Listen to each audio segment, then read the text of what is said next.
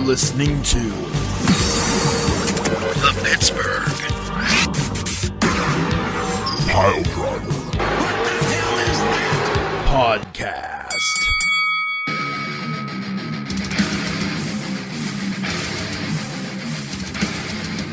We're on the road to WrestleMania. That means only one of 8 billion different things could possibly happen, and we're going to talk about those 8 billion things that could possibly happen right here and now. Rock, Cody, Roman, Punky, Brewster, heard his barm. It's all going tits up, Billy. We don't know where Poot is. He might be dead in the ditch. He might be at a VFW with Flair. Nobody knows. Maybe he's working on a guitar. Maybe he fell asleep. Maybe he's just hanging out at a Pizza Hut. Who knows what that man does? Poot, I talked about him already. He's not here. Forgetful McDumbface, that's me. Ta-da!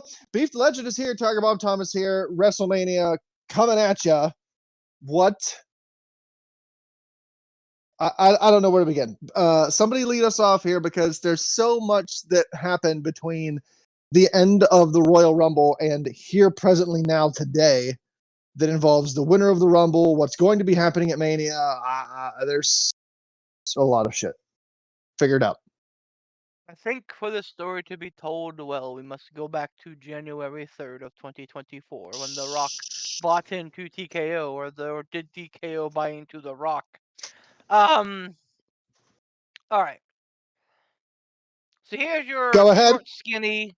Here's your short, skinny, fat, Rolling. and slow. Listen up. Which one of those am I? CM Punk got injured by Drew McIntyre in the Royal Rumble. Made a big angle of it. Drew is fucking just rolling in the shit that he's creating and is a fucking card.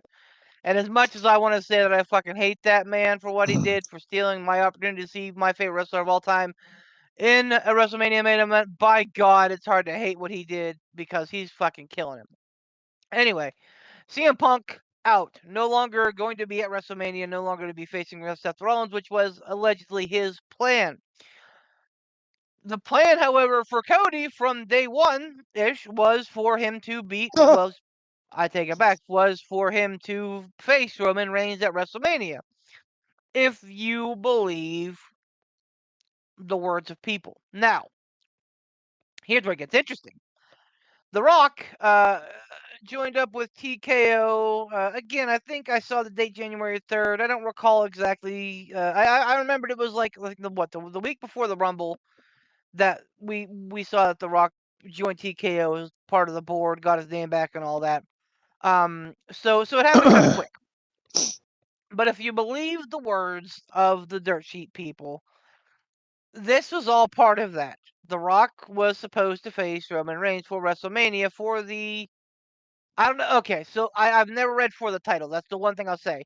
He was supposed to be in the main event of WrestleMania with The Rock. They never said for the WWE title. They just said in the main event of WrestleMania with Roman Reigns. That was like part of like the negotiations. That was part of good guy Dwayne saying, you know what? I'm going to help this destitute company out.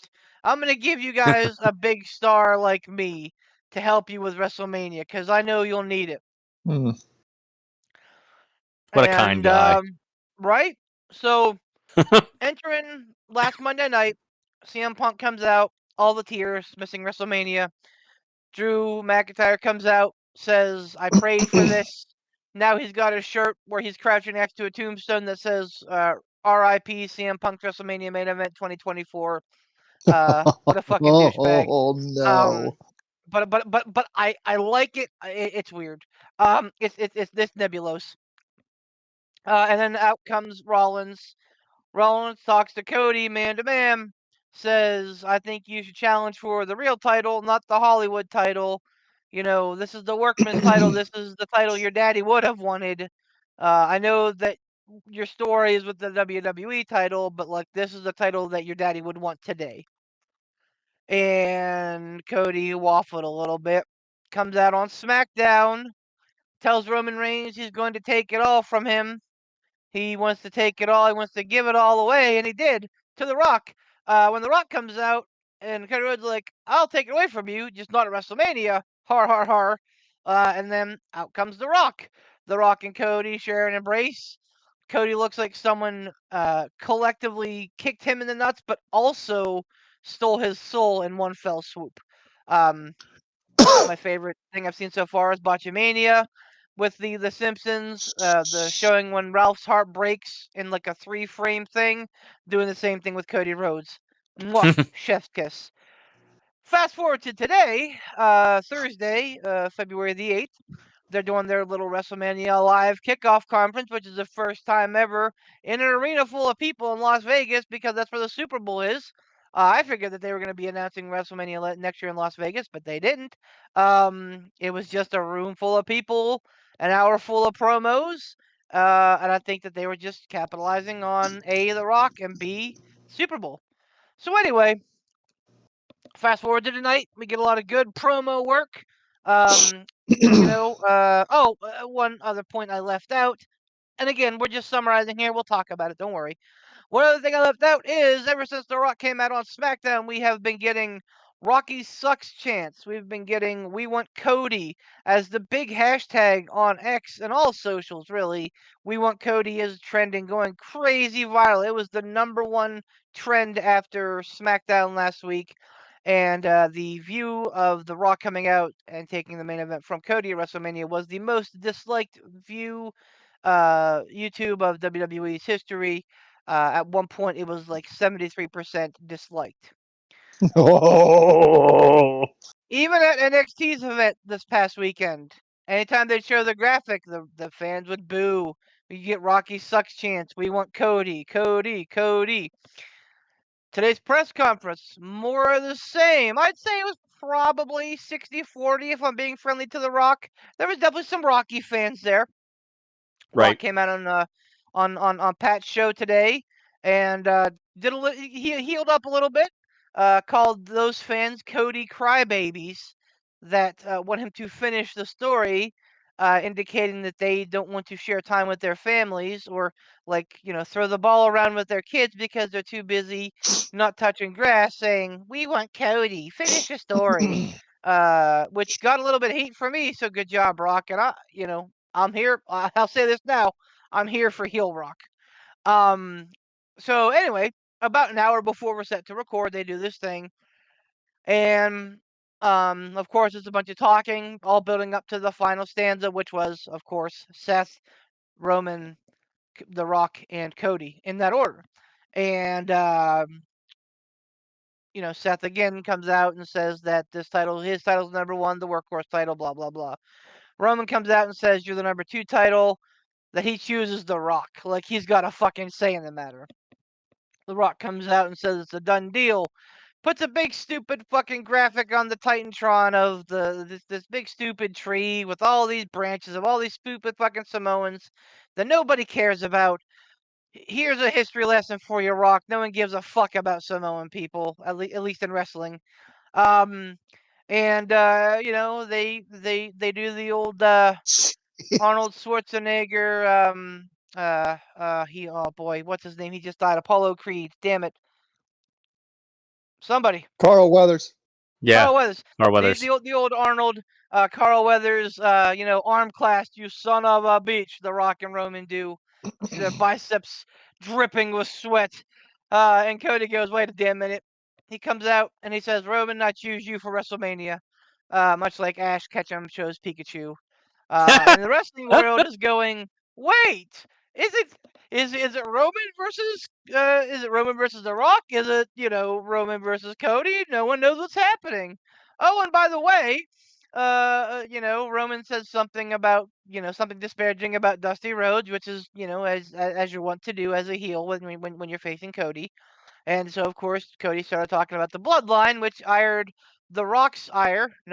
The Rock's ire, and had him to a boil point to where he's like, if you're talking about Roman's family, you're talking about my family, mi familia. And he beats his chest like a big dumb Samoan. I'm Maui, you're welcome. And then proceeds to heel up, smack Cody, like slap him good. And then there's a big brawl and the fans are booing, chanting Rocky sucks. Looks like he's healing up real good. Seth Rollins is like, leaving the stage, almost supporting Cody. He's like, I don't give a shit. This is bullshit. There's some F words being thrown around that are being bleeped out. They cut to Triple H in the back after. He's talking about it being, official Cody versus Roman because that's Cody's call. And then The Rock walks by. He's like, you better figure this shit out. You better figure your boy out. Otherwise, I will. Oh, and by the way, The Rock talked about being the TKO board of directors, giving himself a little bit of a stroke. There is your WWE World Heavyweight title catch up in 2 minutes. I feel like I'm Chris Berman. Back. It's gone. Boys, take it away. Wow. So I want to go back to what happened on SmackDown. Please. If they knew eventually, I don't know if their plan all along, no matter what, was Cody versus Roman, and they just threw this in there just to fucking spice things up or what, or if this was honestly one of those cases of like, say, how many years, 10 years ago with the Yes Movement? Yep. I think that there were two separate plans. I think that WWE Creative had one plan. I think that TKO had one plan. I don't think the other knew one knew about the other.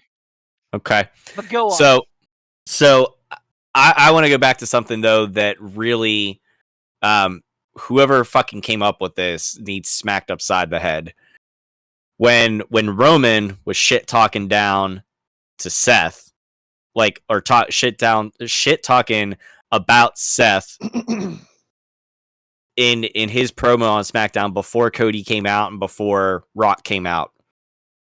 Effectively, if you go back and listen to what Roman said, he essentially established, whether you agree with it or not or anything like that, he essentially established and said, I'm number one, your title is number two.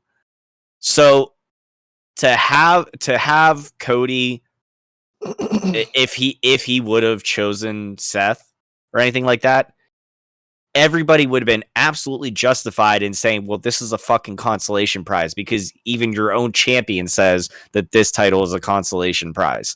That does no favors to Seth whatsoever, regardless of the fact that we know that Seth is the fucking workhorse champion, despite the fact that Seth has defended that title more times than Roman in this last year than probably Roman has defended his in the last 2 years or even 3 years, dare I say.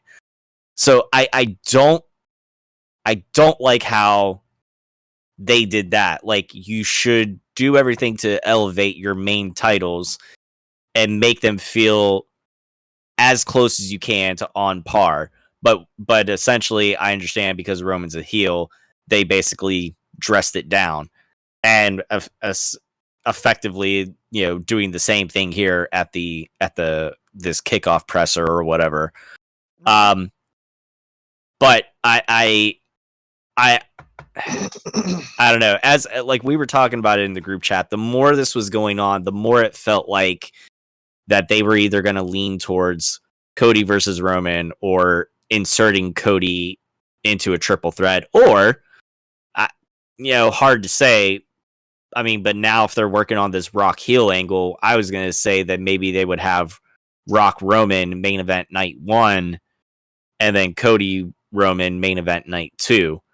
But now it feels like from what you said with the presser, I'll still have to go back and watch that, that we're not even going to get Rock versus Roman. So I wonder, I don't know.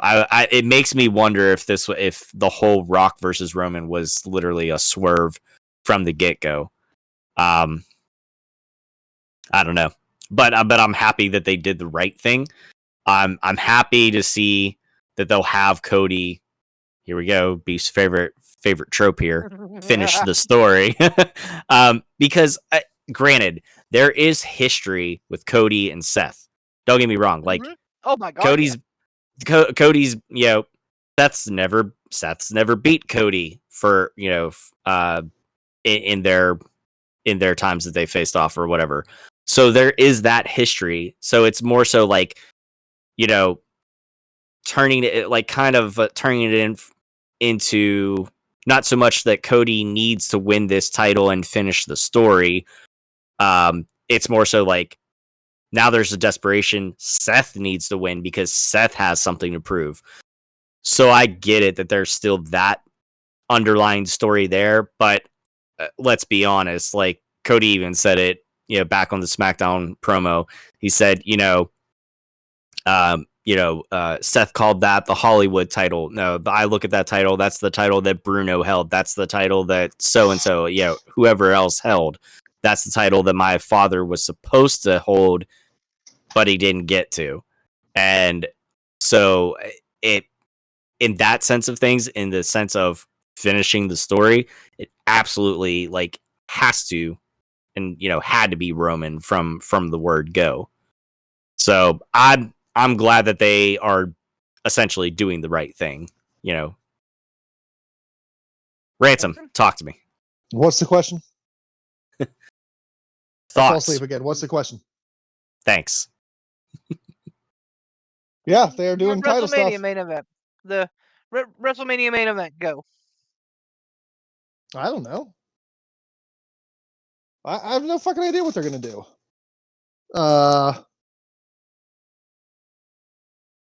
No, I don't know. They're gonna do something. I don't know. Okay. It's so convoluted to tell like how much of this is planned, what the actual plan is. Is The Rock just coming out to save face from the Vince McMahon thing? Did he plan on having a match at all? Was this all just hype to get like people talking about this instead of something else? Mm-hmm. It doesn't. Roman can't do 2 nights strictly because. Well, I mean, I guess he could. He could main event both nights. Poor Seth Rollins, though. For all the work that Seth has put in, I'd feel bad if he didn't get to main event one of the nights, especially with this being the first WrestleMania where they have, the WWE, whatever the hell Roman title is, and the World Heavyweight title. Like, I feel like I know, I get it. Like, okay, well, you could open the show, you set the tone, yada yada yada. I get it. It's a valid argument. Fine. But it just seems like a little bit of a slight, you know. Seth really did a lot with that title. He worked hard. I think he deserves to main event one of the nights of Mania. And if that's the case, you can't have Roman main event both nights. I don't think it's appropriate to have Cody versus Roman open night one. That's something weird. you want to save to what? That'd be weird. Yeah, that's something you want to save for like a closing match of one of the nights. Like that's your blow off match. That's your main event. And I can't imagine The Rock coming back to open a show with Roman Reigns. That's not going to happen. So I don't know. I have no idea. Like if Roman doesn't pull double duty, then it's a triple threat match. And I've, what? I want to pull on a thread you said, because it's been something going through my mind too. Like how much of this is the Kansas City Shuffle? Like how do we overcome this overwhelming negativity, this big dark storm cloud of Vince McMahon? Well, you work the fucking fans into a fucking shoot. Mm-hmm. You fucking divide your own fan base. Go back and watch that press conference. Like I said, it was probably 60-40. People that wanted The Rock, people that wanted Cody. Cody got some boos. Rock got a lot of boos, but Cody got some boos. They have divided the fan base, basically. It's no shit that it's no different than the shit that they're doing with the fucking country, dividing the people. So like, yeah, of course, this was going to work to be a big story to get people's attention, and I mean, like a mini yes movement almost. Yeah, absolutely. Fucking, and you know what? Like, no one's talking about McMahon anymore. Everybody's talking about Cody. We want Cody or The Rock. Rocky sucks. You know. So if that was the intent, bravo, brava. We've all been worked. Honestly, though, I said it with Tom, and I'll say it again. I think there were two plans. I think The Rock was pulling a Batista in that he thought that his return would be so big and mean so much to the WWE universe that it would overpass any negativity. Like, yeah, people would be bummed about Cody, but they'd be psyched for The Rock. And Yeah. and if you believe the reports, Cody Rhodes was told all along that he was facing Roman Reigns up until I think Friday morning of SmackDown last week, which is when the whole Rock thing would have transpired. So it sounded like WWE creative, a la Mr. Paul Triple H Levesque, as they've been calling him, and the board of directors at TKO, aka The Rock, had different views on how things were going to go. Now, there are pockets out there that say that, they kind of felt that this would work in Cody's favor, make him a bigger babyface, a la Brian Danielson, in the Yes Movement 10 years ago. But they did not expect there to be so much overwhelming negativity for The Rock. And, once again, I got to give props to my boy Greg. He said it the best in one of our little chats we have. He said, The Rock is going to be very cognizant of his public image. So, like, if he's playing a heel and getting the heat, that's one thing. But to be like the returning conquering hero and get all these fucking boos and jeers and, oh, The Rock did this and, oh, Dwayne Johnson's a real piece of shit. Like, that's not going to help any of his brands at all. So I think that there was probably a little bit of a correction the last, I don't know, 6 days, where they saw the groundswell, they heard the Rocky sucks chant, they saw the we want Cody, and they're like, all right, we got to fix this.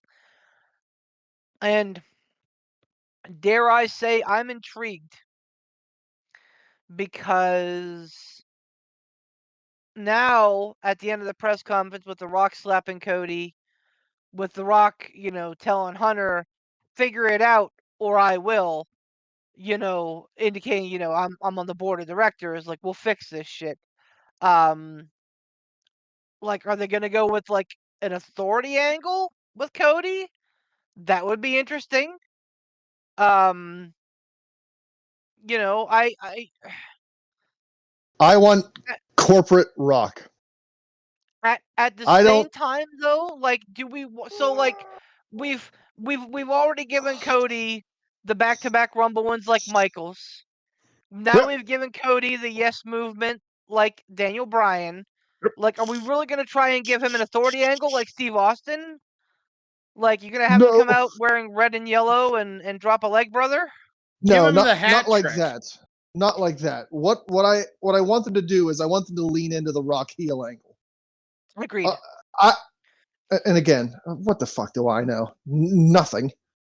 But that, in my useless opinion, is the best way out of this. Like you said, if The Rock wants to save face, having him come out to even a 50-50, like even a, let's go Cena sucks type reception is not going to do good thing for him. It's just not. When The Rock comes back, The Rock wants to come back to a chorus of cheers, deafening sounds of people cheering for him. He doesn't want to have the smattering of boos, definitely doesn't want to have 50-50 boos, and he absolutely doesn't want to have any more than 50 50 boos.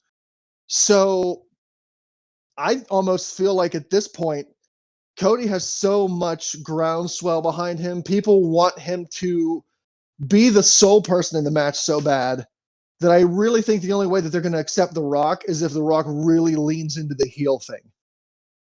And I don't, like, he can't be Hollywood heel anymore. I mean, he could, but like, he's more, I don't know, like he's 50-50. Like, he's 50-50 Hollywood Rock. He's 50-50 business. You know, I don't care. I don't care how they portray heel Rock, but I think it needs to happen. You're going to divide the face fan base in this match between Cody and Rock.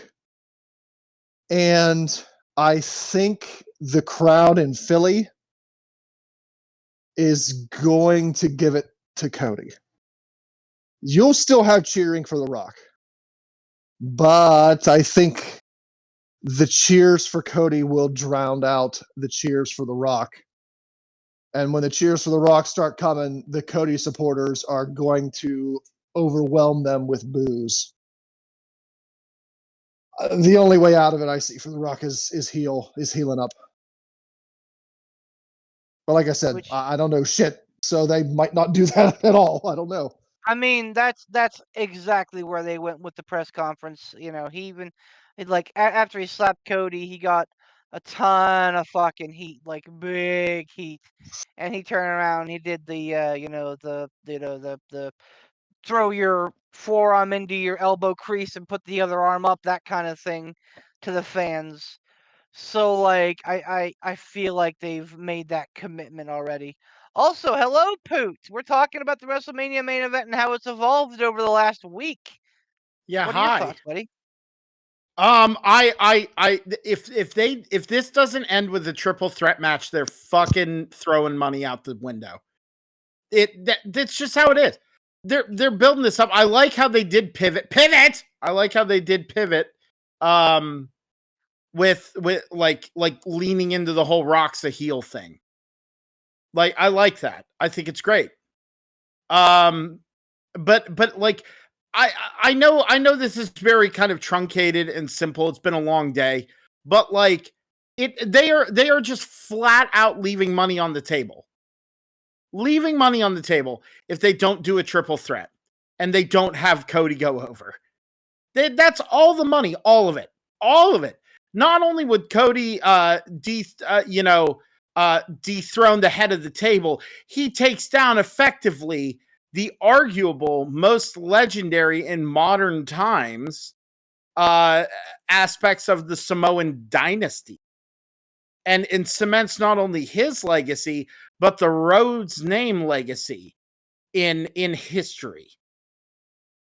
I know I don't know what discussion I missed. I don't know if I'm talking out my ass, but like I really truly like they're leaving so much money on the table.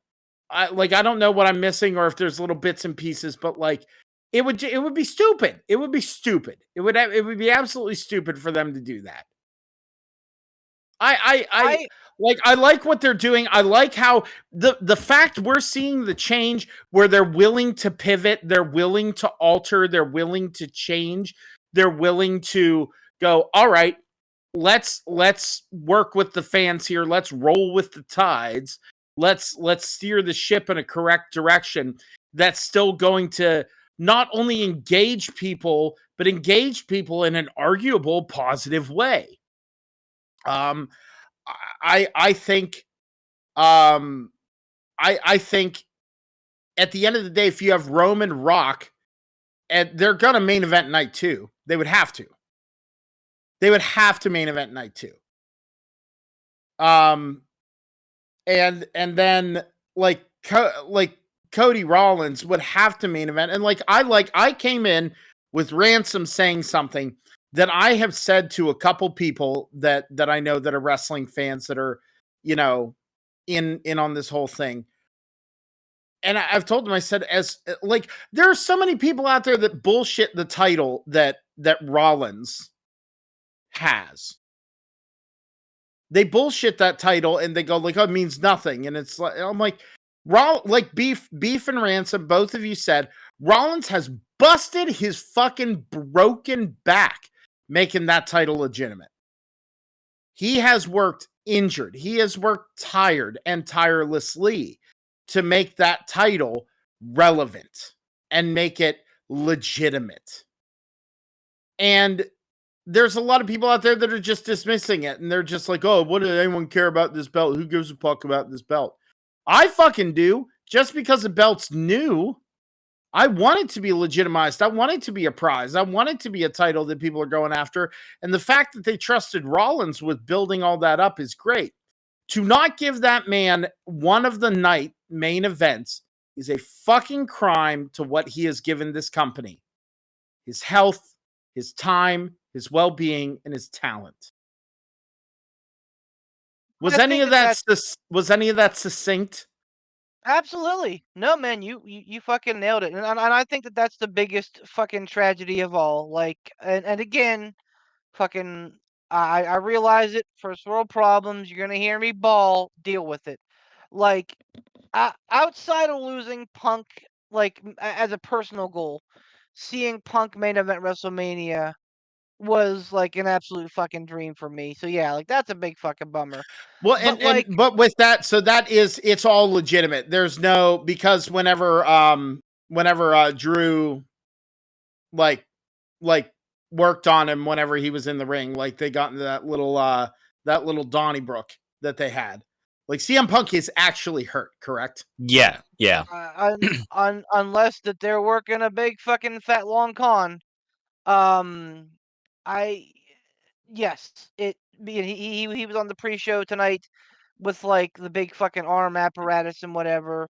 It seems legit, So I mean that's, but at the same time, like this is the same group of people who just fucking worked us for a week, so I don't know who fucking knows anymore. Um, I I'll say this, like that to me, like that's the biggest crime, other than not being able to see my favorite wrestler of all time at main event WrestleMania. Like losing that main event, Punk versus Rollins, which would have had all this heat and all this fire, all this venom and all this vitriol and like real emotions in the match. And I think two guys who, would have killed it and really presented the first ever world title match, WWE World, whatever you want to call it, at WrestleMania in such a huge light is now off the table. So now they're kind of scrambling for that. And Yeah. the problem is that like giving it to Cody, and sorry, Tom, I didn't mean to cut you off, but like giving it to Cody, it doesn't feel like they're like, okay, we got to try and save this main event. It feels like they're just going, hey kid, great job. Sorry we lied to you. Well, and I'll catch you up a little bit because you missed the fastest 2.5 minutes in wrestling sports with Beef Berman. Cody versus Roman's official. Triple H tweeted it out. They had the graphic ready. Cody versus Roman at WrestleMania 40 is official. Whether they add The Rock or not is to be seen, or whether they have Roman versus The Rock on a different night is to be seen. Right. Or if they have Roman versus Cody, or I'm sorry, Rock versus Cody on a different night. But as of right now, it is official. Cody said that he chose The Rock for his WrestleMania main event. Roman. So that is what we're getting for WrestleMania. I'm sorry. Yes, sorry. Thank you, Roman, for WrestleMania 40. Well, thank you for catching me up, because like I said, it's been a long day and also a long couple days. Thank you, appreciate it. In a whirlwind week, absolutely. Go ahead, Tom. Yeah. So that was like Pooted said, and I alluded to before he got here, or I had mentioned that in Roman's promo on SmackDown, basically dressing down Seth and the World Heavyweight title and basically saying that's the number 2 title.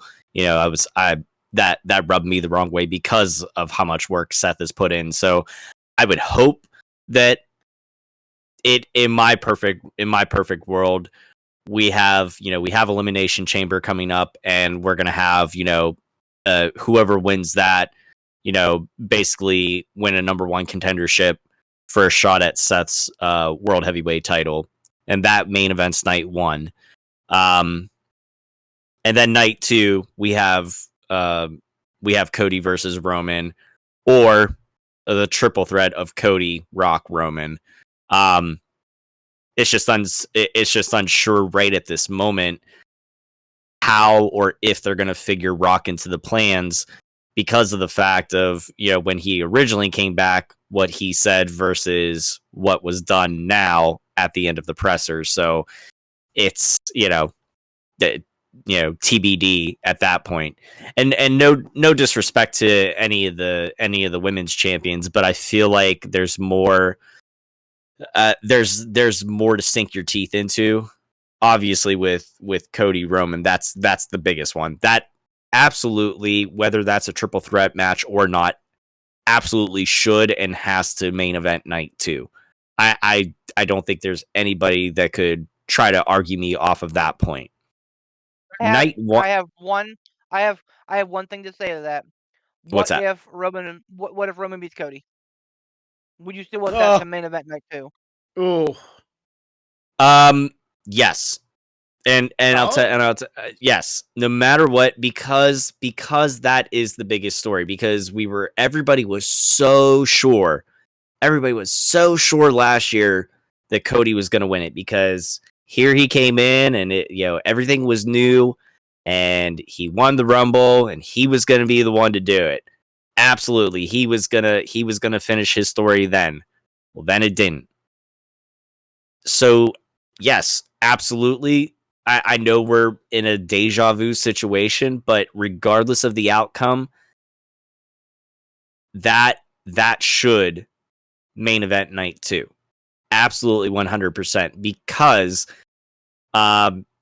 just because of the sheer reaction one way or the other that you're going to get about that, it's going to get people talking, and it's going to set the world on fire, for better or for worse.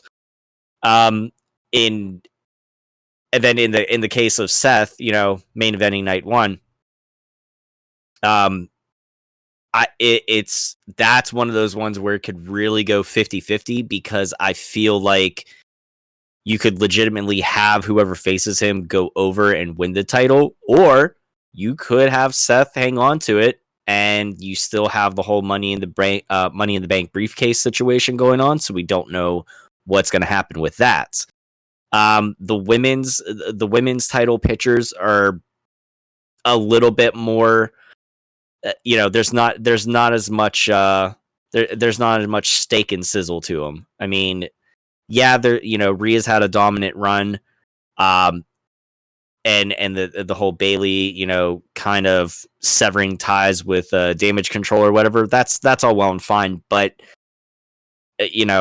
no disrespect to them, but it feels like the men's titles feel more important, both in storyline wise and just the sheer reaction of what's going to happen when those matches are over. That's just my opinion. I'll volley this back at you, though. Like, before tonight, before they cleared this up, Yeah. I think I was most stoked for Bayley versus Io. Yeah. When Bayley turned around last week and spoke the Japanese to them directly. Yep. And it was very apparent then that she understood everything. It was heart-wrenching, but also gratifying. So and again, now I think I can say with a little bit more confidence that the WWE Undisputed title is going to be great. And I mean, the world title is probably going to be great too. It's probably going to end up being Drew versus Seth, maybe Drew and Sammy versus Seth. I don't know. But yeah, and I mean, the idea of getting Becky, the most dominant female of I think the modern era, honestly, versus Rhea, which is the most dominant champion right now. I think it's a dream match too. So I think if those play out, I think really my biggest umbrage is losing Punk versus Seth and Gunther versus Lesnar, both of which were slated in, and I think that everybody was really chomping at the bit for. But like picking up the pieces out of what you have, I think is important as well. Yeah, and I'm interested since you brought his name up. I'm really interested to see how things are going to play out and what, if anything, they're going to do with Gunther. We talked about it last episode that we're probably going to get Logan Paul versus LA Knight, which I'm absolutely here for. So I wonder now with this fall with everything falling out the way it did, even if we had Lesnar versus Gunther, would it have been a title match? And if it was, do you have Gunther's go over on Brock, or because I don't think Brock ever held the Intercontinental title before, so that would be, Not. yeah. So I mean, it's hard to believe that too. Like, I mean, I guess it is and it isn't. Like, like that's the one title that that John Cena never held was the Intercontinental. That's Brock Lesnar never held the Intercontinental or the United States, if I'm not mistaken. You're correct. So it'll be really interesting to see what they do with Gunther, if they have him just continue rolling on and hold the title till after Mania or not. I think you're right. I agree with you with the World Heavyweight title picture. I think we're probably going to get Drew versus Seth, or if we get that as a triple threat, like Drew and Sammy versus Seth, then I think you obviously have like Cody Roman one-on-one. Somewhere, I know we've talked about it before too, where you hate to see like triple threat matches too much or anything like that, but we're gonna get some sort of triple threat match for a title somewhere amongst these two nights of WrestleMania. It's just a matter of where they're gonna put it. So I don't know. If I was booking, we'd get Gunther versus Braun Breaker for the IC title. It's Mhm. looking like it's going to be Gunther versus main event Jey Uso, which I'm fine with. Jay is carrying a lot of clout right now. Yeah. It's just I'm really, I don't know. I'm really concerned with like who they're gonna have go over on Gunther and when. Because no offense to Jay, like I see, Jay is obviously like standing out as a good singles wrestler and everything right now. But do you have him be the one to dethrone Gunther? Like, I mean, yeah, do you feel like that would hurt Gunther more than it would help make Jay, or not? Like, that's kind of where I'm unsure about that personally. But I look forward to hearing the rest of your guys' chat about this, but I got to get running for now. So I'll bid you all adieu. Have a great night. Noodles. Bye. Yeah. Ransom, you are a man of refined taste. And you, like I, are a big mid-card fan. And I think that the mid-card kind of gives you a snapshot of your future. What do you see for Gunther at WrestleMania? What would you like to see? I guess is a more like, I guess, plausible question. I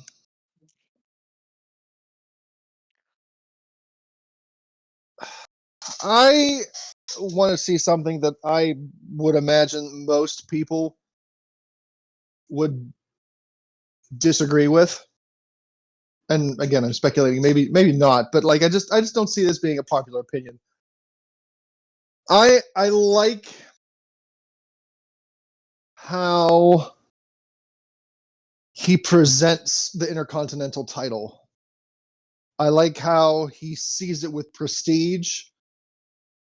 I like how he values it. And I almost want to, not almost, I do. I want to see him hold that title while earning a shot at one of the two major belts.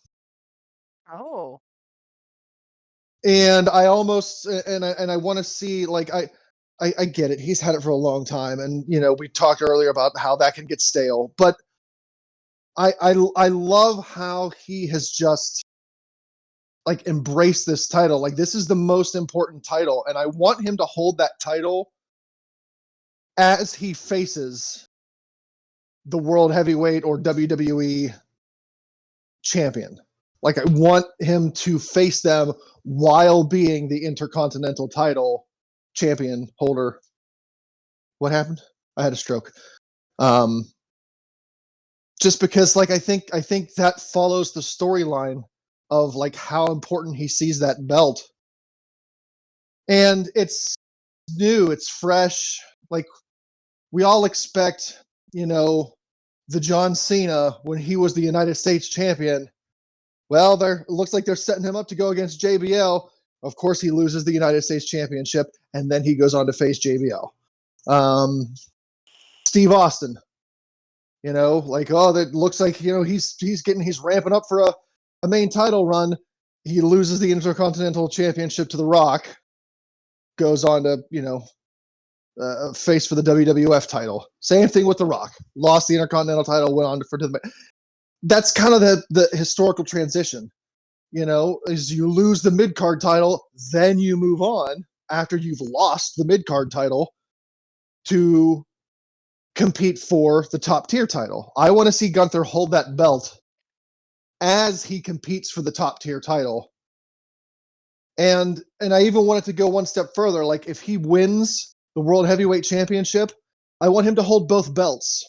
And I don't want him to drop the Intercontinental title and say, well, I've won the World Heavyweight Championship. I'm going to go ahead and drop the Intercontinental title now. Like, I want him to lose the Intercontinental title in a defense while he's trying to secure and maintain both titles. Like, I know that's a long shot, rough shot, far off shot, something that's not really done, or, well, now you got one guy with both belts. He's got a mid-card belt and a top-tier belt, and it's, one guy's holding everything up. So, like, I get where, like, people can look at that and go, nah, bad idea. But I think Gunther is special, and I want them to do something, even if not this. I want them to do something special with him. I don't want him to just lose the Intercontinental title and then go, okay, well, he lost the Intercontinental title. He's bound for the main title shot here pretty soon. It's good. It's good that he gets the push, yes. But I want them to do something special with him because I see him as something special when it comes to wrestling and WWE. Awesome. It's a great take, man. And I think they're behind Gunther because he gave up his home. Like he said, for years he had no interest in working for WWE because he didn't want to move away from Austria. He changed his body dynamic. Like, he went from being Drastically. like a fucking like Baron Corbin times 2 kind of person to like super trim and like athletic and like fit. And like he by moving wholesale to the United States and by giving that commitment to change his body so drastically, I think they absolutely bought in on him. Yep. I think that was what they, both Vince and then Triple H. I think Triple H was in on the beginning. Like, I think he saw Gunther and he was like, "Fuck yes! Like, will you work for me? Oh yeah, as long as I don't have to leave Europe, that's fine. Just fucking come and work for WWE, please." And then somehow the old lecherous man was able to get him over here, and I think that spoke volumes to him and what he perceived to be important, which was apparently giving up his entire life and who he was as a person which again kind of speaks volumes about Vince, but neither here nor there. Um, Bottom line is, the eponymous they, saw that in him, and that's why he's getting this big run. And I absolutely is thinking, he's going to have that world title within a year, maybe two. I think this whole CM Punk thing sets him back a year, unfortunately. But like I think he's gonna be WWE title within probably 2 or 3 years. Um, there's only two guys who have done what you're suggesting before,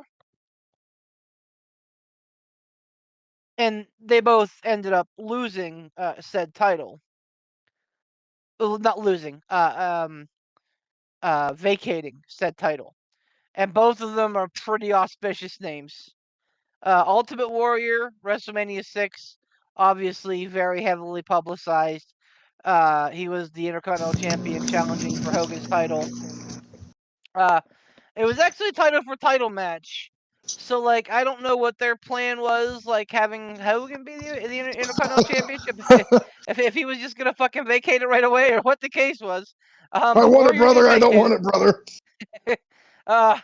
And then Goldberg was the other one in WCW when he was Yeah. the United States champion, and then quickly ascended and moved up to the World Championship, and then kind of just left that one laying. So can it be done? Yeah, but here's my only kibosh on that. If it weren't this year, and if we didn't have this Intercontinental title run, and this, the Bianca Belair women's title run, and the Rhea Ripley women's title run, and the fucking Roman Reigns, forever title run, like all of these things kind of, and the fucking New Day holding the titles, with the New Day, yeah, like if all these things would have happened like back to back to back to back to back to back to back to back, absolutely do something wacky like that. But like at this point, I think that we need to look at who's going to get these rubs. Yeah. And much like Ilya Dragunov taking the NXT European title off of Gunther, skyrocketed him. I think it can do the same. Who knows? Maybe for Ilya again. He would be a great candidate. Like if you told me I was getting Gunther versus Ilya Dragunov at WrestleMania, I'd say fucking take my money. Oh wait, you already have my money. Like, but Wait I'd a be minute. like, like, you know what? Like, I'm fine with not having Lesnar. Almost the same idea with Braun Breaker. Like, I think if we get Braun Breaker being the guy to beat Gunther at WrestleMania, like, absolutely sign me up. Fucking Trick or Mello, either one of those guys, I'm on board. Man, I have a hard time with Braun Breaker. I don't know why. I I don't gave know him- why. There's no reason for me to like feel that way because he's coming along really well. He's a lot of personality. He's wildly athletic. He's got a great future ahead of him. I just look at him. I go, man, just fucking drop that dopey fucking name and be a Steiner. Like that's my thing. I felt the same way, but I think the last 6 months have really redeemed him in my eyes. He has become like a legit badass, and I think if you can capitalize on the Rumble showing he had by having him do something like that, it would be career making. I dare say. Now I mean it doesn't always work like that. Look at fucking Fandango beating Jericho. Whoops. Like these things do sometimes. Like even though it seems like it's a great idea at the time, don't work out for all parties involved. Whoops is like the minimum thing that you can say to that. Yeah, that's the whole thing. And I mean, that's not just on Dango. Like, I think that they failed to capitalize on the whole fucking like dancing thing. The crowds, like, they absolutely. But that was Vince McMahon, classic Vince McMahon, like classic. Like, well, Vince. they're. They're making it their own thing. I don't want that Right. to happen. Shitting on Right, I people's guess- characters and shitting on people's heads. That's classic Vince, exactly. But yeah, like Uh, the people choosing who they want, like that's not Vince is like, nope, nope, we're not doing that. Whereas if they would have leaned into it, who knows what would have happened. But all things being equal, I don't, Johnny Curtis was never gonna be like super exciting. I don't think. I think that oh Jericho just well, put yeah. his. I just think that Jericho put his eggs in the wrong basket there, which is fine. You're allowed to do that whenever you look like a dumpy fucking middle-aged rock star. Um, I but bet yeah, Beef coming in with the hot fuck you, Jericho. Look, dude, speaking of No, I'm Dumpy, hey, I can't with Jericho anymore. Go on. speaking of right. Dumpy, can I? Are you? I don't want to hear about it, man. I don't want to hear about it, man. I know it's the new year. I'm gonna try to walk more. I'm already trying to drink more water. I'm sorry. I'm trying. All right. What are you talking about? You What? said dumpy. What about no? In reference to what? What are you saying? What's To me, happening? you're calling me dumpy. I don't see No, what's No, what are happening you here. talking about? no, I'm not calling you Dumpy. I'm calling somebody else Dumpy. But Okay. before I call them Dumpy, I do need to get my permission slip signed on whether or not it's too soon to talk about CM Punk, Do it. or whether No, we you're can fine. talk about that. No, you're Oh, fine. you're good. Well, I You're mean, fine. I'm more asking I Beef shed because my Beef was very. I He I had a shed lot my of tears. I'm good. emotions that came with that, and I don't want to bring up a sore subject before it's had time to, Gestate. Nah, you good. yeah. You good. Go forward. I I say this with no like. This isn't a haha, gotcha, told you so. It's not, because that would have been an implosion. That would have been a well, told you so. It happened. I I'm I'm more wondering, like, has the has the shooting star of CM Punk already burnt out? Not not due to the fact of any sort of like meltdown, but due to the fact that he's just not physically there anymore. Now, I know everybody gets hurt. So I'm not dumping on him for that. Everybody gets hurt. But Punk seems to be getting hurt more and more frequently. And like he comes back and he's got this huge tidal wave behind him. He's this force that has returned injured. Waited out. And now he's back. This force behind him, yes, you're injured. Oh, like it's a shame. It seems like the guy can't catch a break. A lot of it is injury. Some of it is conspiracy, maybe. This is real glass. I don't know. Tony, do you feel for your life? But like, I don't know. It almost feels like I'm wondering how much Punk has left in the tank, not from a desire standpoint or from a chop standpoint, because I think, the mic work will be there for years and years and years to come. I just don't know so much about the body anymore because these injuries keep happening relatively soon, it seems, after a comeback. Like, there's not a whole lot of meat and potatoes in a run of his before an injury crops up. Is that a concern of yours at all? Or do you just see this as like it was a freak thing, it happened, he'll rehab, he'll come back, it'll be fine. It was a one-off. It was a whoops. Beef, do you mind if I answer, because I'm sure yours will be a little more involved, just because of your like personal affinity and connection to Punk in general. Absolutely. Go right ahead, buddy. I to be perfectly honest with you, Ransom, I am on the side, not for any undue disdain or hatred for CM Punk. I like Punk. my biggest problem was him not getting out of his own way.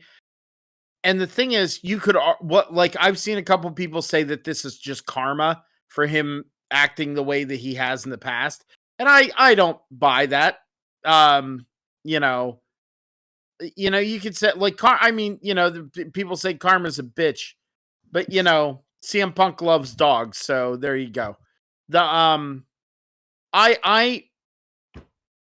I think that it is a man that is physically still able to do a lot of the things that he did, but whether he should or not. That's what even did he do though in this Rumble that was like, well, I shouldn't have done that. But it didn't even seem like he did anything wacky or wild. You know what I mean? Okay, Peanut Gallery. How many of us have done something, and this is an example of what I'm talking about, where you're like, oops, drop my keys, and you bend down and you pick it up and you throw your back out? How many of us have done something of that ilk? Right? Yeah. Right? But I'm a desk jockey. I'm not an athlete. But that doesn't matter. CM Punk's conditioning and everything is fine. It's fine. Listen, an example that I can use, in his prime, strongman Brian Shaw, who is arguably one of, if not the strongest man in history.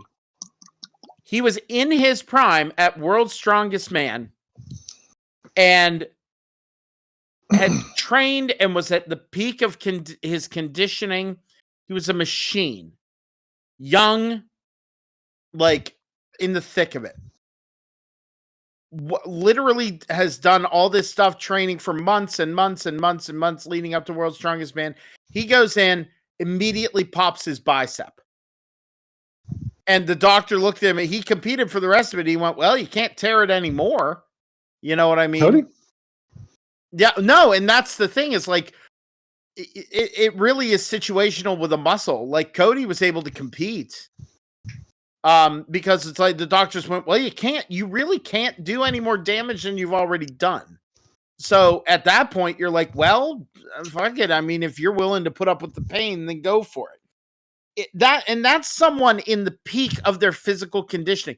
You see those fluke things happen all the time. The reason that I'm not saying that this time with CM Punk it's necessarily a fluke is because look at the string of since he's come back.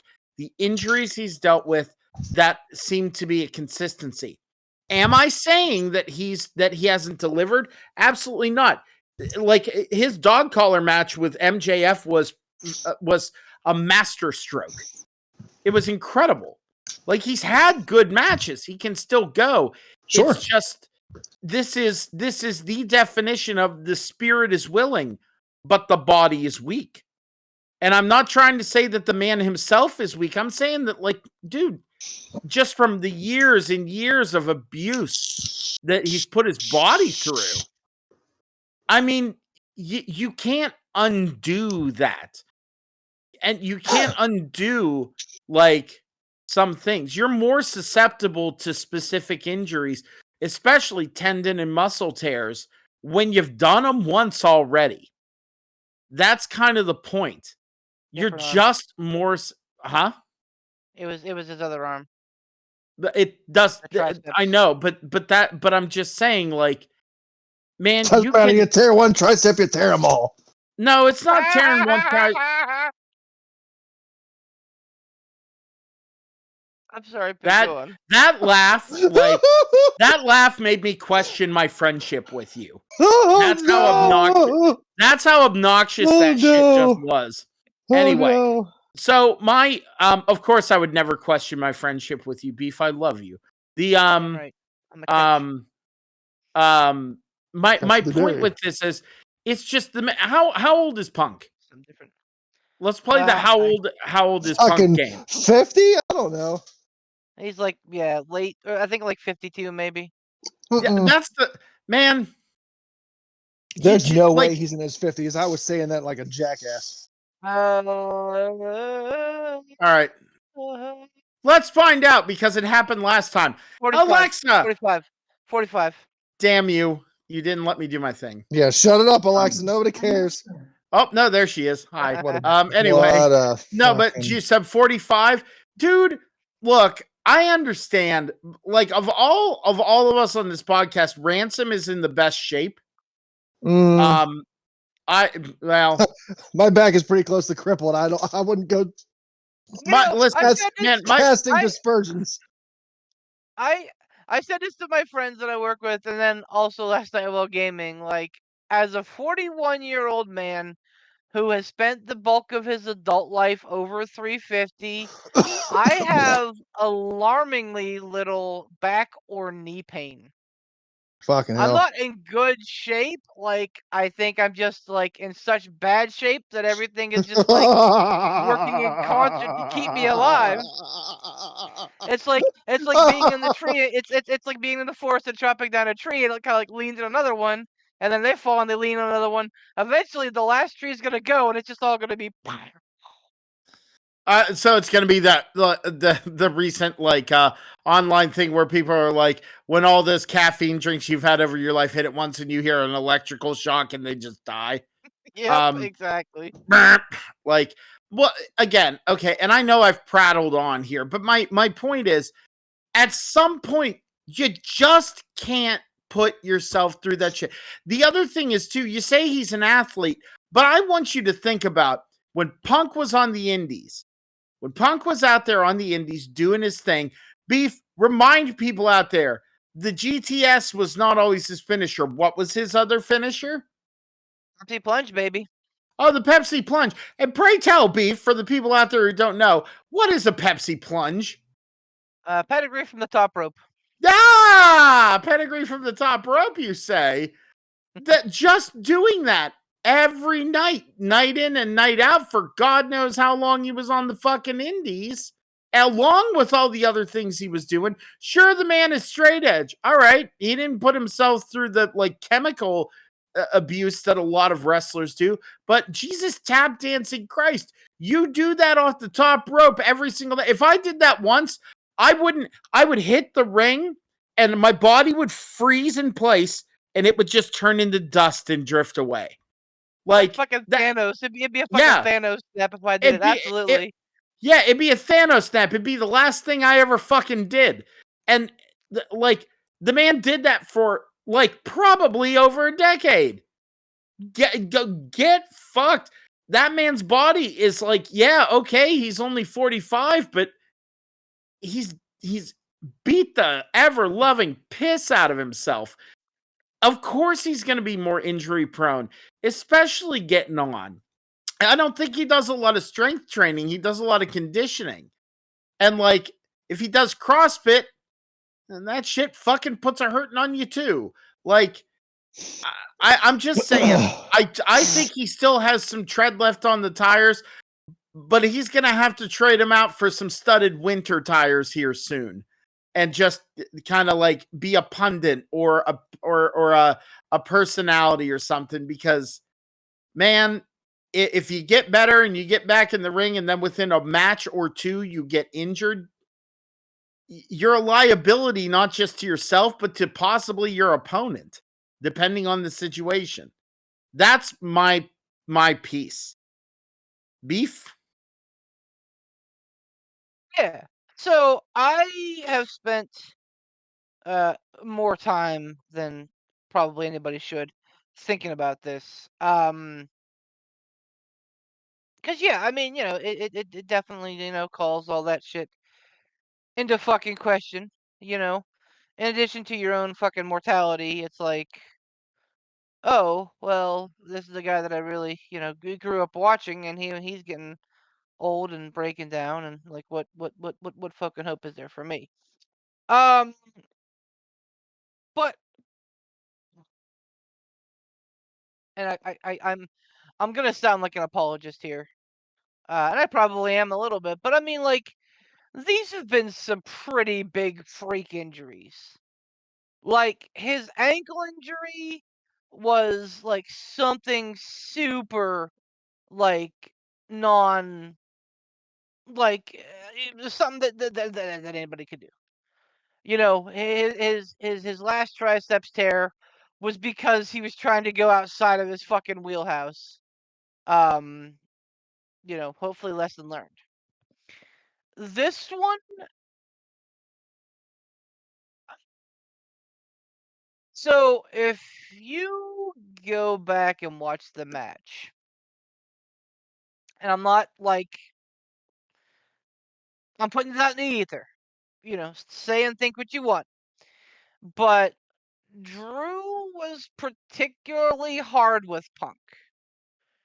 He was very stiff Mm, with CM Punk. I'm not saying he was out to hurt him, I but don't know. like he certainly probably wasn't out to take care of him either. And like that might be something that he and Phil discussed behind the scenes.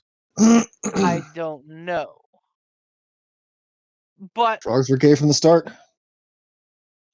I'm just saying, like, Drew probably, given their history, probably wasn't being the most careful with CM Punk. Um, and again, it's a freak thing. Obviously, since they're making an angle out of it, that tells me that you know Punk's okay with it. Like he's probably heartbroken, but like it tells me that he's probably okay with all this happening. Um, but like you know, is it a pattern? It is.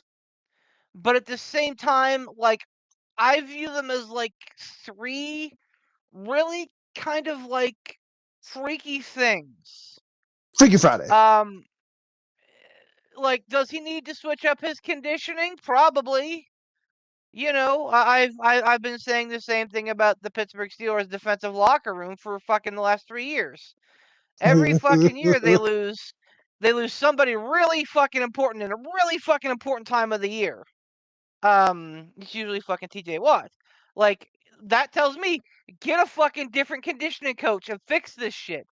So probably same thing. Like Punk probably needs to like sit back and go, okay, well, whatever I'm doing for conditioning isn't working. How can I better protect myself? Um, but I mean, you know, time. This is like my 2024 catchphrase. Time's a son of a bitch. Like it waits for no man. I Like wait it for no is what man. it is. No man can outrun time. So like that I think is one of the biggest things that bums me out. Like yeah, absolutely being there in person, seeing him like raise the world title would have been just like fucking die happy, you know, like that would have been like something that I would keep in like my mental Rolodex of like some of the awesomest things in my life.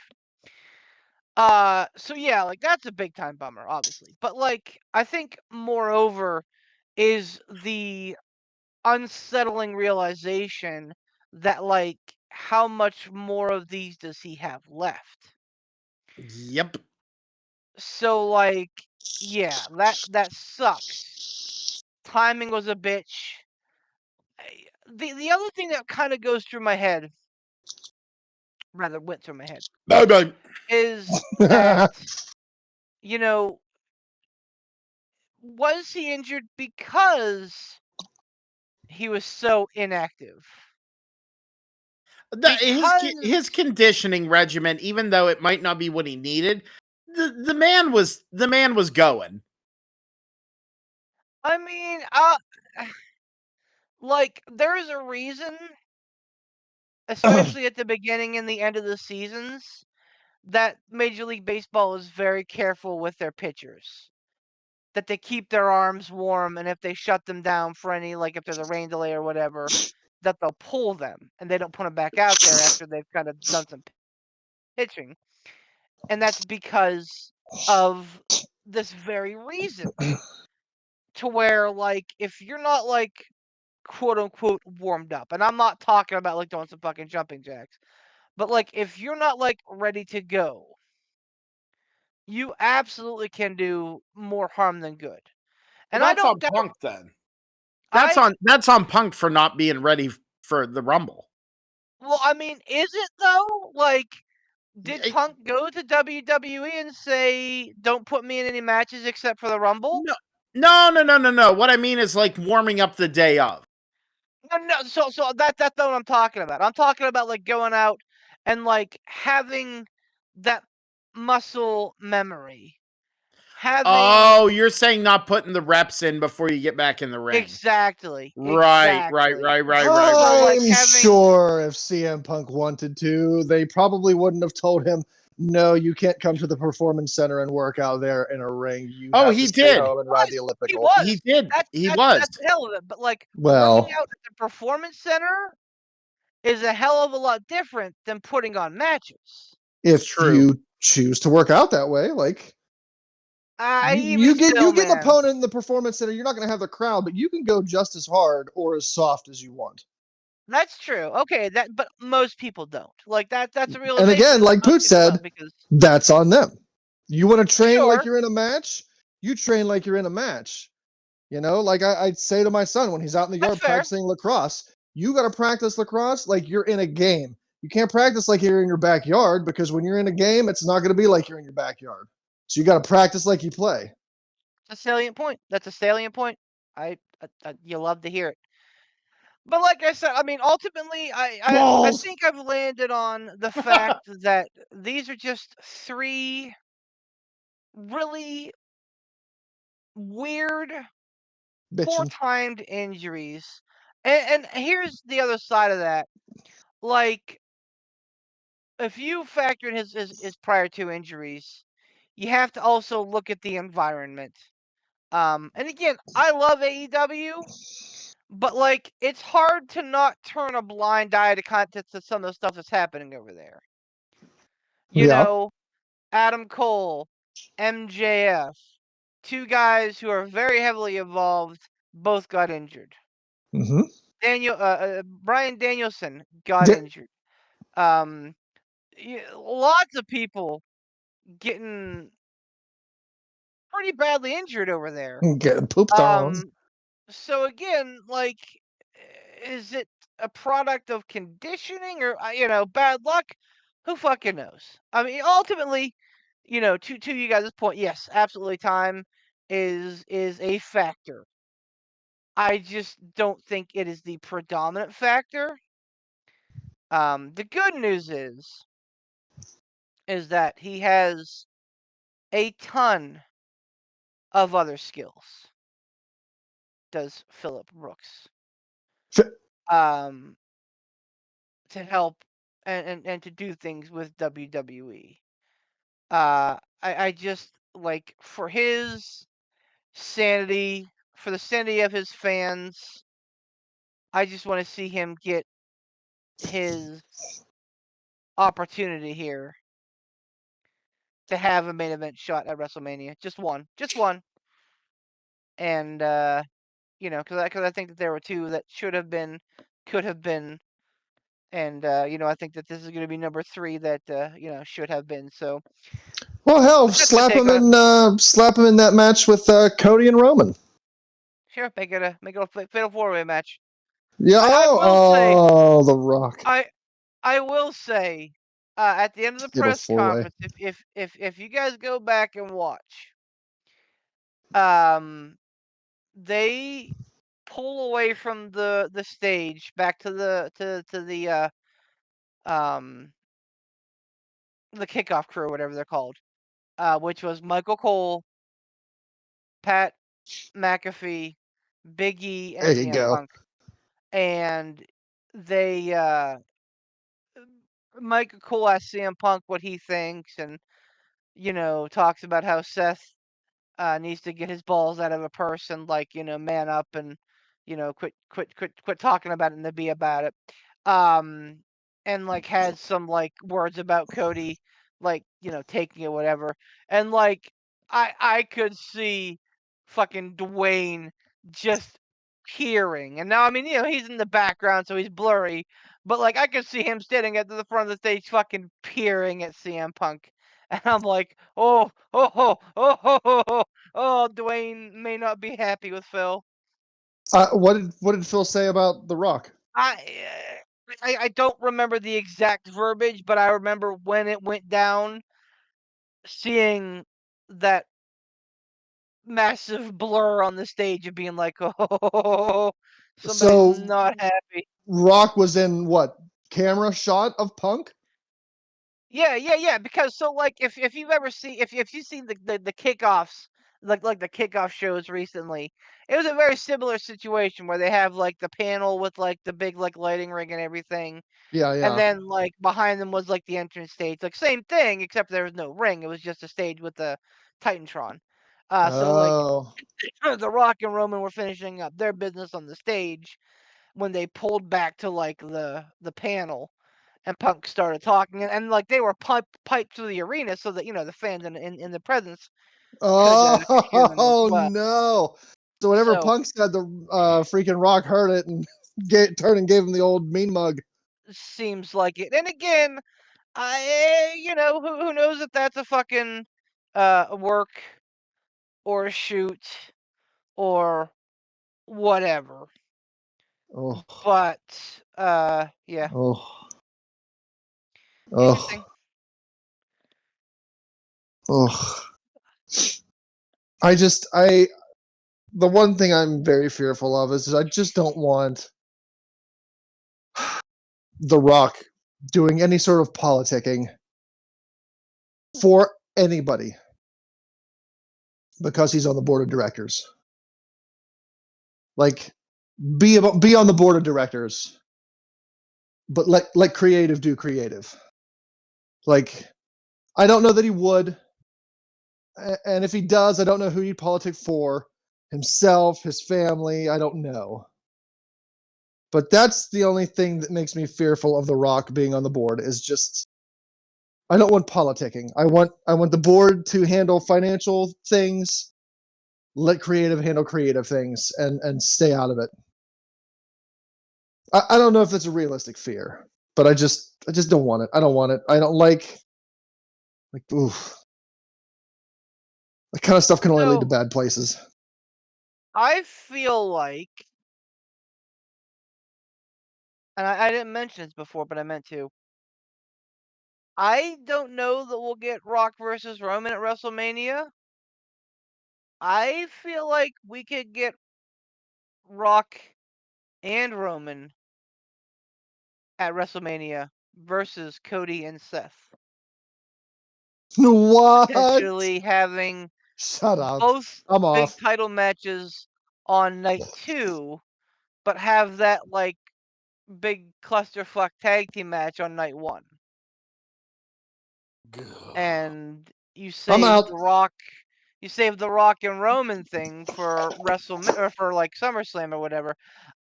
I'll say this: there at some point there's going to be a tag team match with The Rock and Roman Reigns versus Cody Rhodes and Seth Rollins or maybe Triple H, depending on what Triple H's status is.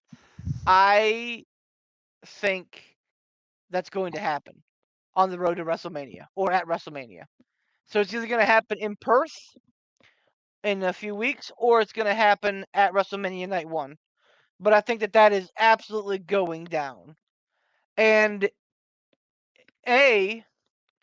if that stops The Rock from taking the spotlight away from a guy and instead helping put the spotlight on 3 guys, you get Seth his WrestleMania main event. You get The Rock his WrestleMania main event. Seth defends the next night. The Rock is gone. Fucking Timbuktu, hopefully. And Roman hopefully loses to Cody on night 2. That's a scenario that I think is passable and maybe even likely. If we're getting Rock as a heel, like Rock and Roman being kind of buddy family, like I'm here for that. Oh, here's the line. CM Punk, somebody slaps you, you gotta bust them right back in the mouth. That's what I would have done. Oh, that's You can't just let a man mild. slap you in the face and get away with it. I'd be ripping out eyeballs, punching people. Cody got punched by his boss. I'm throwing hands. All of this were like CM Punk lines during like the Rock. The big one, the first one was like, somebody slaps you, got to bust in the mouth right back. That's what I would have done. That's whenever I could see like Dwayne like peering into the set, and I was like, oh shit, they setting something up. I mean, that's not even that bad though. Like that's It's not, but like no. it's enough to make it go. Oh, I wonder if that was planned. Like, CM Punk saying he Fair would have enough. punched The Rock Yeah. in the mouth, even if it was his boss. And here's the Yeah. thing, and I hate this, but also I love it because, like, did we get worked? Was it a shoot? We'll never know. And yet, everybody was fucking riled up for the last week. Mm-hmm. They could keep it going too. They could keep Wrestling everybody is the riled up until best. Mania. Absolutely. Wrestling is the best whenever you're not sure what's real and what's fake. Wrestling is better than the things you like. It absolutely is. And, like, again, fucking shouting out my buddy Greg. He said, because I flipped out. Like, I was talking to him when it was going down on Friday. And I'm like, dude, this is the fucking worst. And then I, like, said to my buddies I'm going to Mania with, I'm like, this is just the fucking, like, lowest of the lows. This is fucking terrible. My buddy's like, what happened to our WrestleMania main events, man? And he's like, dude, let him cook. And I'm like, dude, I don't see a way out of this. See, fucking Cody was like, I'm not gonna face you at WrestleMania. Like, there's no way out of this. And he's like, just see what happens.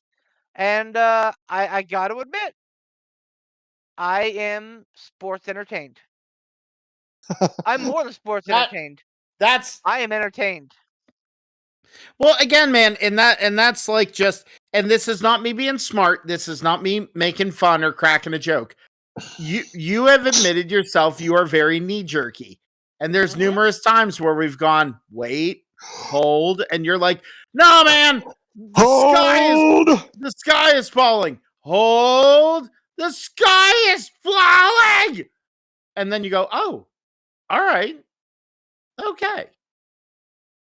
And that's a good thing because that means you're passionate about this. Hold. It means you're passionate about this, man. We know that. And whenever I saw that Punk got injured and it was legitimate, man, that broke my heart. I was immediately, I thought of you. I went, oh man. There wasn't like jokes or goofs or anything. I was like, that fucking sucks. Yeah, worst possible timing. Yeah. So like my heart went out to you, buddy. I've had my moment, and I'm like, you know what? Like, I'm good. Like, I'm gonna get down there, and even if WrestleMania sucks the bag, and I don't enjoy what happens, I'm sure that like the matches themselves are gonna be fucking dynamite, and I'm gonna have some great camaraderie, and I'm gonna see a bunch of like really great like indie fucking wrestling. So Oh yeah. it kind of is what it is at this point. But this press conference today, it gives me a shred of hope that maybe things are gonna be all right. I personally am bummed the fuck out that I can't go, but it just wasn't in the cards. It just wasn't in the cards. But yeah, I mean, there's a ton of other stuff that we should talk about, but I mean, this is kind of forefront, front and center right now. Fucking Scott D'Amore loses his job. Fucking Rossi being forced out of Stardom. Fucking Jade Cargill in a Super Bowl commercial. Tony Khan doing probably more lines of coke as he plans more big announcements. Big announcement! We have a show next week. Tony, stop it. Somebody take the fucking mic away from that guy. How many big announcements can this guy make? Like, what's really going to be that big? He should have just said, "Hey, we have Mercedes Moné going to be debuting in a few weeks in Boston," and that at least would have been like an actual announcement. Versus We have a big show coming up in 3 weeks in Boston. We're calling it, fucking Financial World Series or whatever they're fucking calling it. Big Business is the name of it. So like, yes, we're gonna be seeing Mercedes.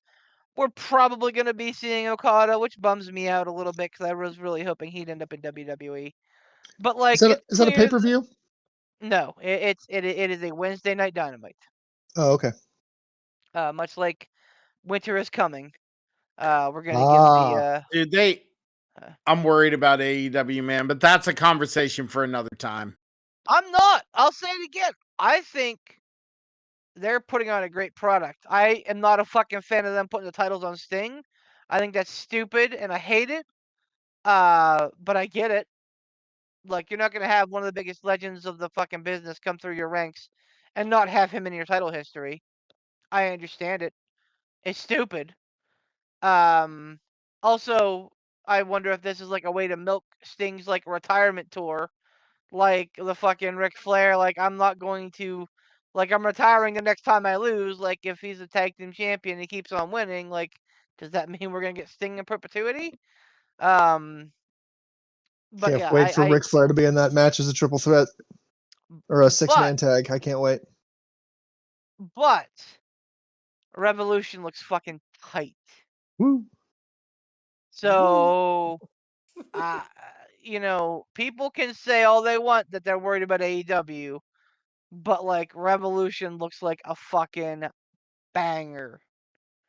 And like now, if they're gonna start putting pieces into play, like Mercedes, like Okada, Will Ospreay is gonna be, becoming official over there. Kenny Omega's coming back. So, like, Swerve Scott's hotter than he's ever been. Who's coming back? Kenny Omega. Kenny Omega. When is Yeah, I this? mean, I at some point, I don't know when, but like, Dive Is he Articulated coming doesn't back? last forever. Is he coming back for Revolution? Not announced, but like, you never know because that's the thing with injuries. Like, who knows when Adam Cole's gonna be healthy? He could be back at any time. Kenny MJF can Omega return at any could time. come. Yeah, Kenny Omega could come back for Revolution just in time to tag with the Bucks and face Stop it. Darby Would you Allin, stop Sting, and Ric Flair Would you please stop?